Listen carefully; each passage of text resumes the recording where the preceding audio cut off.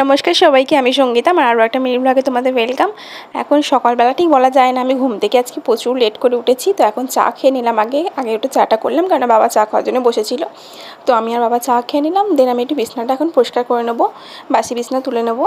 আজকে ছেলেকে স্কুলে পাঠাইনি, একটু দরকার ছিল, তো যার জন্য একটু লেট করে উঠেছি। ও স্কুলে গেলে তো সকাল সকালে উঠে পড়তে হয়, আর যেহেতু আজকে স্কুল থেকে ছুটি করিয়েছি, তো ওই জন্য আমি একটু দেরি করে উঠেছি। ওরা যদিও উঠে পড়েছে অনেক সকালবেলায়, আমার ছেলে পর অনেক সকালেই উঠে পড়ে, আমি একটু বেলা করে ঘুমাই।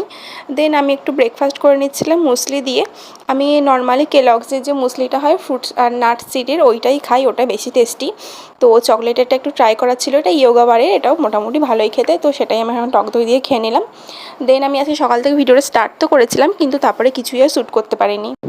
এক তো লেট করে ঘুম থেকে উঠেছিলাম, দেন রান্নাবান্নার চাপে আর সেভাবে ভিডিও কন্টিনিউ করা হয়নি। দেন এখন স্নান টান করে এলাম, এসে নিজে একটু রেডি হয়ে এখন পুজো দিয়ে নেবো। আর আমি বাসি ফুল রাখি না, আগের দিনে যা ফুল ছিল সেগুলো সব পরিষ্কার করে নিলাম। এখন আমি লাঞ্চ করব ডাল আলু ভাতে, আর এটা হচ্ছে চিকেনের একটা বড়াই বলতে পারো। তো সেটাই আমি আজকে বানিয়েছিলাম।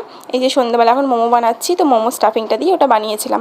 আর এইভাবে মোমো তোমরা কারা কারা ট্রাই করেছো আমাকে জানিও। এটা প্রসেসটা ভীষণই সোজা, আর খেতেও কিন্তু ভীষণ ইয়াম্মি হয়। আমি চাটনিটাও বানিয়েছিলাম, আর আমার কাছে একটু চিলি অয়েল ছিল, তো চিলি অয়েল দিয়ে একটু মোমো ট্রাই করলাম, দুর্দান্ত লাগলো।